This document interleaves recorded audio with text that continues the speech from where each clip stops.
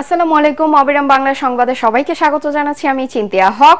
শুরুতেই বিআরবি কেবল সংবাদ শিরোনাম। কাতার সফর ও পোপ ফ্রান্সিসের অন্ত্যেষ্টিক্রিয়ায় অংশগ্রহণ শেষে দেশে ফিরেছেন প্রধান উপদেষ্টা ডক্টর মোহাম্মদ ইউনূস।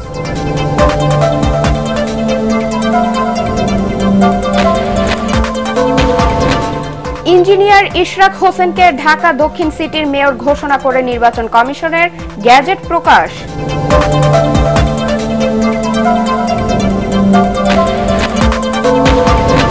এবং ভারতের সঙ্গে উত্তেজনায় পাকিস্তানের পাশে থাকার প্রতিশ্রুতি চীনের, যুদ্ধের অপ্রস্তুত ভারতের সামরিক বাহিনী, বলছেন বিশ্লেষকরা।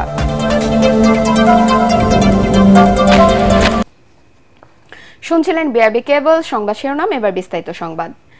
কাতার সফর ও পোপ ফ্রান্সিসের অন্ত্যেষ্টিক্রিয়ায় অংশগ্রহণ শেষে দেশে ফিরেছেন প্রধান উপদেষ্টা ডক্টর মোহাম্মদ ইউনূস। বাংলাদেশ সময় রোববার দুপুর 1:30টায় তিনি ইতালির রাজধানী রোম ছাড়েন। এরপর রাত 3টায় তাকে বহনকারী ফ্লাইট ঢাকায় নামে। গত শনিবার পোপ ফ্রান্সিসের শেষকৃত্য অনুষ্ঠান সম্পন্ন হয়। বিশ্বের বিভিন্ন দেশের নেতাদের সঙ্গে ডক্টর ইউনূসও ওই অনুষ্ঠানে অংশ নেন। এর আগে তিনি শুক্রবার কাতারের দোহা থেকে রোমে পৌঁছান।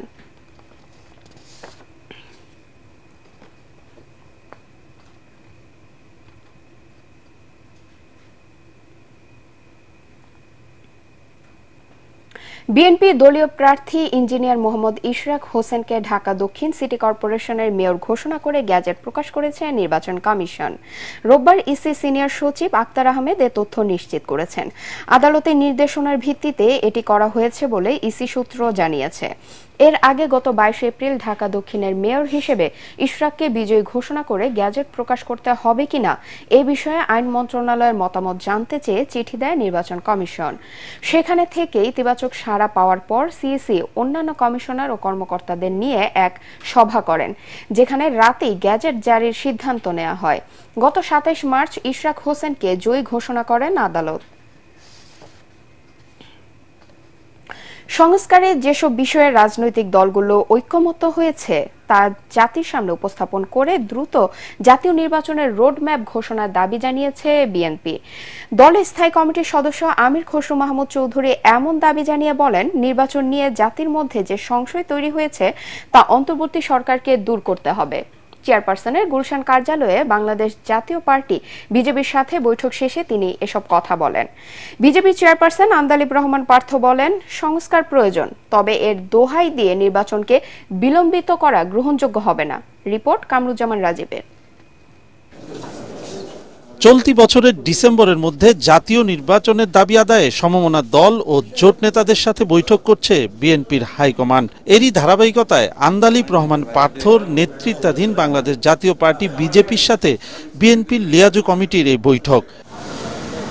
পরে সংবাদ সম্মেলনে বিএনপির স্থায়ী কমিটির সদস্য আমির খসরু মাহমুদ চৌধুরী বলেন, দেশের মানুষ জাতীয় নির্বাচনের মাধ্যমে দ্রুত গণতান্ত্রিক ব্যবস্থায় ফিরতে চায়। যেখানে ঐক্যমত হয়েছে সেগুলোর বাইরে সংস্কার করার কোনো সুযোগ নাই।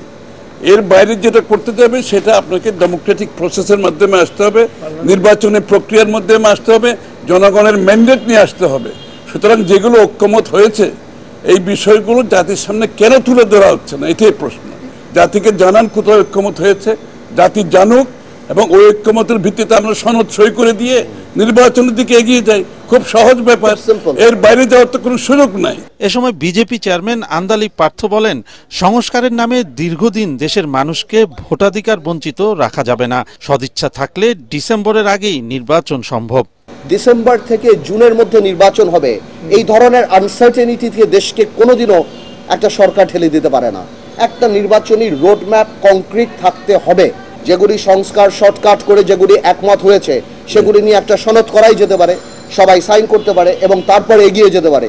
কারণ জনসম্পৃক্ত কোনো সংস্কার আগামী সরকার যদি ছুটে ফেলে দেয় তাহলে জনগণ তাকে প্রত্যাখ্যান করবে। এদিকে দেশের গণতন্ত্র ও মানবাধিকার ধ্বংসের মূল কারিগর হিসেবে অভিযুক্ত করে সাবেক প্রধান বিচারপতি এবিএম খায়রুল হকের বিচারের দাবি জানিয়েছে জাতীয়তাবাদী আইনজীবী ফোরাম। সংবাদ সম্মেলনে দেশের উচ্চ ও অধস্তন আদালত থেকে ফ্যাসিবাদের দোষর বিচারকদের অপসারণের দাবি জানান ফোরামের সভাপতি জয়নুল আবদিন।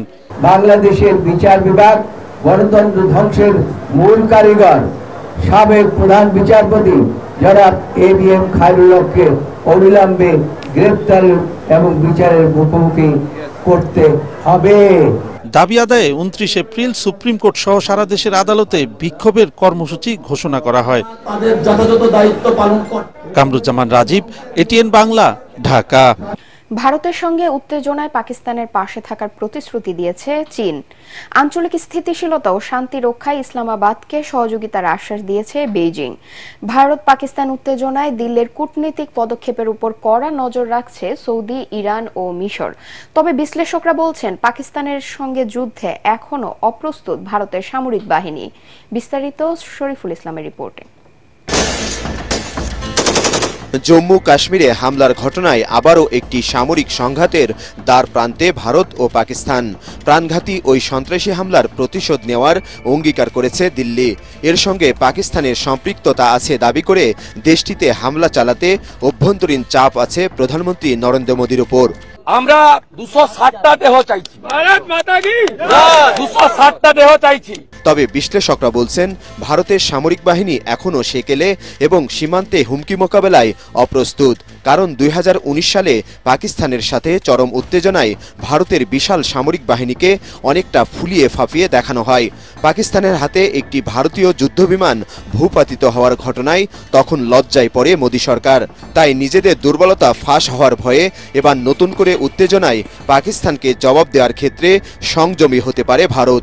এ মুহূর্তে যুদ্ধের জন্য প্রস্তুত নয় ভারতীয় সেনাবাহিনী।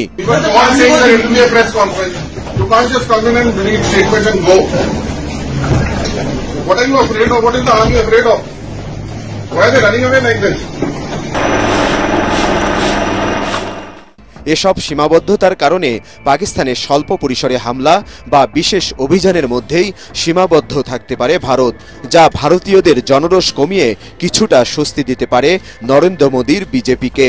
অন্যদিকে পাকিস্তানে দীর্ঘদিন ধরে পদ্মার আড়াল থেকে দেশ চালাচ্ছে দেশটির সেনাবাহিনী। এক্ষেত্রে ভারতের বিরুদ্ধে যুদ্ধ সংক্রান্ত যে কোনো সিদ্ধান্ত নিতেও অভ্যস্ত তারা। পাকিস্তানের সামরিক বাহিনীকে খুব সহজেই ভারত প্রতিহত করার আত্মবিশ্বাস দেখালেও বাস্তবে এই পরীক্ষায় ইসলামাবাদের ওপর সুনজর রয়েছে চীনের। প্রতিবেশী দুদেশের চরম উত্তেজনার মধ্যে পাকিস্তানের পাশে থাকার প্রতিশ্রুতি দিয়েছেন চীনের পররাষ্ট্রমন্ত্রী। পাকিস্তানের পররাষ্ট্রমন্ত্রী ইসাক দারের সঙ্গে টেলিফোন আলাপে আঞ্চলিক শান্তি এবং স্থিতিশীলতা বজায় রাখার প্রত্যয় জানান তিনি। ভারতের আধিপত্যবাদের বিরুদ্ধে নিজেদের শক্ত অবস্থানের কথাও স্মরণ করিয়ে দেন এই দুই নেতা। চীন ছাড়াও ভাতৃপ্রতিম দেশ সৌদি আরব, ইরান ও মিশরকেও ভারতের সঙ্গে চলা উত্তেজনার সর্বশেষ পরিস্থিতি তুলে ধরেছে পাকিস্তান। এসব বাস্তবতা বিবেচনায় ভারত সাময়িকভাবে পাকিস্তানকে চাপে রাখতে সীমান্ত অভিযান ও কূটনৈতিক পদক্ষেপ নিলেও সহজেই যুদ্ধে জড়াবে না বলেই মনে করছেন আন্তর্জাতিক সম্পর্ক বিশ্লেষকরা। শরীফুল ইসলাম, এটিএন বাংলা। ঝুঁকি নিয়ে পিরোজপুর নেসারাবাদ সড়কের নাপিতখালী সেতু দিয়ে প্রতিদিন চলাচল করছে হাজারো মানুষ। এরই মধ্যে জরাজীর্ণ এই সেতুর উত্তর প্রান্ত দেবে গেছে। যে কোনো সময় ঘটতে পারে বড় ধরনের দুর্ঘটনা। অনাকাঙ্ক্ষিত পরিস্থিতি এড়াতে দ্রুত নতুন সেতু নির্মাণের দাবি সংশ্লিষ্টদের। পিরোজপুর থেকে শফিকুল ইসলাম মিলনের তথ্য ছবিতে আরো জানাচ্ছেন মিজান শাহজাহান। এভাবেই প্রতিদিন ঝুঁকি নিয়ে পিরোজপুর কাউখালী নেসারাবাদ সড়কে চলাচল করে শত শত যানবাহন। পিরোজপুর কাউখালী নেসারাবাদ 27 কিলোমিটার মহাসড়কে 120 মিটার দীর্ঘ নাপিতখালী সেতুটি দিয়ে দৈনিক গড়ে প্রায় 5000 যানবাহন চলাচল করে। জেলা সদরের সাথে যোগাযোগের একমাত্র মাধ্যম এই সড়কের নাপিতখালী সেতুটি এক যুগ ধরে জরাজীর্ণ অবস্থায় পড়ে আছে। নতুন সেতু নির্মাণ তো দূরের কথা, বরং পুরানো এই সেতুটির সংস্কার না করায় ক্ষুব্ধ স্থানীয়রা। যে কোনো মুহূর্তে অ্যাক্সিডেন্ট হইতে পারে, আপনার ব্রিজ কোনো নাই, প্রোটেক্ট নাই, কারণ ঝুঁকি হয়ে গেছে। ব্রিজটা ঝুঁকিপূর্ণ, দুই জায়গা দিয়ে ডাববে গেছে এবং এই ফার দিয়ে বাস চলে, ট্রাক চলে, অনেক ঝুঁকিপূর্ণ, আমাদের অনেক রিস্ক হয়ে যায়। আমাদের অটো চালাই, আমাদেরও খুব রিস্ক হয়ে যায়, আমাদের গাড়ি লইয়া আইতে খুব সমস্যা হইতে আছে। বিশেষ ব্যবস্থায় সেতুটিকে সচল রাখা হয়েছে জানিয়ে সড়ক বিভাগের নির্বাহী প্রকৌশলী বলেন, দরপত্র আহ্বান করা হয়েছে, দ্রুতই সুফল পাবেন স্থানীয়রা। ব্রিজটি দীর্ঘদিন যাবৎ ঝুঁকিপূর্ণ অবস্থায় রয়েছে, বিধায় আমরা ব্রিজটিকে রিপ্লেস করে নতুন পিসি গার্ডার ব্রিজ নির্মাণের জন্য ইতিমধ্যে দরপত্র আহ্বান করেছি। দরপত্রটি লাইভে রয়েছে। আশা করছি দরপত্রটি বিধিবিধান মেনে প্রক্রিয়াকরণের মাধ্যমে সংশ্লিষ্ট ঠিকাদার নিয়োগ হবে দ্রুততম সময়ের মধ্যে এবং ব্রিজটি পুনর্ভাবে নির্মিত হবে। তাতে করে জনদুর্ভোগ সম্পূর্ণরূপে লাঘব করা সম্ভব হবে এবং নিরাপদ যানবাহন চলাচল নিশ্চিত করা সম্ভব হবে। শুধু আশ্বাস নয়, টানা 12 বছরের দুর্ভোগের অবসানে কার্যকর পদক্ষেপ চান পিরোজপুরবাসী। Bureau report, ATN Bangla. অবশেষে দীর্ঘ প্রতীক্ষার অবসান। প্রথমবারের মতো সিলেট ওসমানী আন্তর্জাতিক বিমানবন্দর থেকে ছেড়ে গেছে কার্গো ফ্লাইট। রোববার রাত 8:10 প্রথমবারের মতো 60 টন গার্মেন্টস পণ্য নিয়ে গ্যালিস্টিয়ার এভিয়েশনের মাধ্যমে পরিচালিত একটি কার্গো ফ্লাইট সিলেট থেকে স্পেনের উদ্দেশ্যে ছেড়ে গেছে। সংশ্লিষ্টরা জানান, ঢাকার পর সিলেট থেকে কার্গো ফ্লাইট চালু হওয়ায় পণ্য রপ্তানি খাতে বাংলাদেশের সক্ষমতা আরও সমৃদ্ধ হয়েছে। এতে একদিকে যেমন রপ্তানিকারকদের ভোগান্তি কমবে, তেমন কমবে বাড়তি খরচও। বেসামরিক বিমান পরিবহন ও পর্যটন উপদেষ্টা শেখ বশির উদ্দিন জানান, সিলেট থেকে কার্গো ফ্লাইট চালু হওয়ায় পূর্বের খরচ থেকেও সরকারের প্রচেষ্টায় কম খরচে বিভিন্ন দেশে পণ্য রপ্তানি করা সম্ভব হবে। এটি শুধু একটি ফ্লাইট নয়, বরং সিলেট অঞ্চল সহ বাংলাদেশের রপ্তানি কেন্দ্রকে অর্থনৈতিক বেগবান করার এক যুগান্তকারী পদক্ষেপ। একটা ট্রান্সশিপমেন্ট বন্ধ হয়ে যাওয়ার পরে আমাদের যে শুধু সক্ষমতা বৃদ্ধি না, আমাদের কম্পারেটিভনেস যে আমরা বাড়িয়েছি। পার্টেক্স খেলার খবর।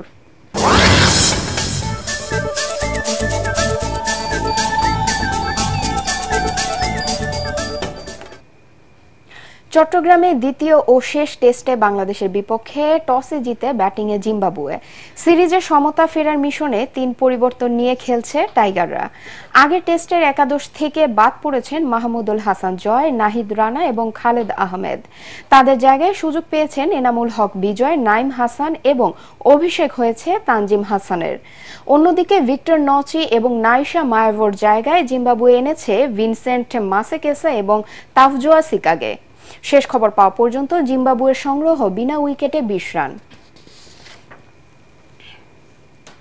টটেনহাম হটস্পারকে 5-1 গোলে উড়িয়ে এই মৌসুমে প্রিমিয়ার লিগের মুকুট নিজেদের করে নিল লিভারপুল। তাতে ইংল্যান্ডের সর্বোচ্চ লিগে ম্যানচেস্টার ইউনাইটেডের সমান 20 বার এই প্রতিযোগিতায় শিরোপা ঘরে তুলল রেড ডেভিলরা। 4 ম্যাচ হাতে রেখে শ্রেষ্ঠত্ব লিভারপুলের। রিপোর্ট করছেন এস.এম. আশরাফ।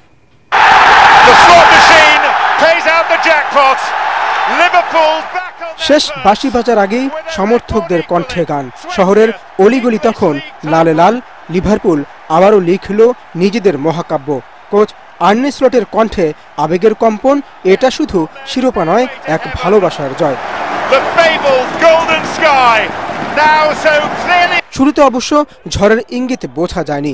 12 মিনিটে ডোমিনিক সোলাঙ্কির গোলে লাল শিবিরে কবরের নিস্তব্ধতা। এরপর একের পর এক ঝড় তোলা মুহূর্ত। 16 মিনিটে লুইস দিয়াজের সোনালি ছোঁয়া। 24 মিনিটে অ্যালেক্সি ম্যাক অ্যালিস্টারের অগ্নিবাণে গ্যালারি জুড়ে গর্জন, চ্যাম্পিয়ন চ্যাম্পিয়ন।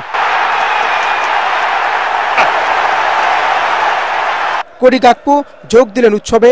লাল হৃদয়ের ধ্বনি যেন আকাশ ভেদ করল। দর্শকদের চোখে আনন্দের জল। এজন্য এক দীর্ঘ যাত্রার সার্থক সমাপ্তি।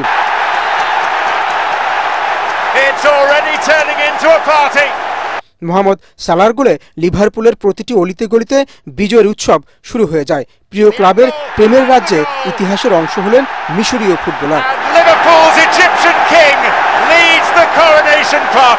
প্রতিপক্ষকে ঘুরিয়ে দেওয়ার ম্যাচে ডেস্টিনি উদোগর টটেনহামের জালে শেষ আঁচড়টা দিলেন।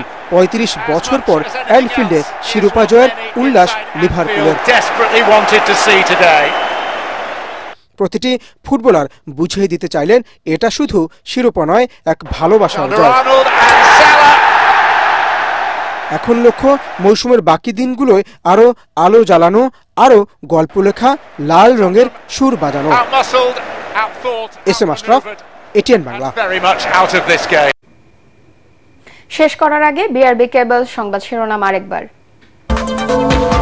কাতার সফর ও প্রো ফ্রান্সিসের অন্ত্যেষ্টিক্রিয়ায় অংশগ্রহণ শেষে দেশে ফিরেছেন প্রধান উপদেষ্টা ডক্টর মোহাম্মদ ইউনূস।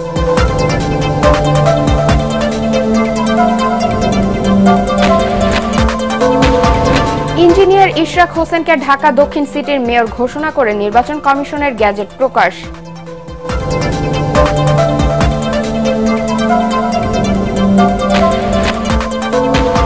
এবং ভারতের সঙ্গে উত্তেজনায় পাকিস্তানের পাশে থাকার প্রতিশ্রুতি চীনের, যুদ্ধে অপ্রস্তুত ভারতের সামরিক বাহিনী, বলছেন বিশ্লেষকরা। পরবর্তী সংবাদ দেখার আমন্ত্রণ জানিয়ে এখনকার মতো শেষ করছি। এটিএন বাংলা সংবাদ ইউটিউবে দেখতে ব্রাউজ করুন youtube/ATN বাংলা নিউজ। ধন্যবাদ সবাইকে।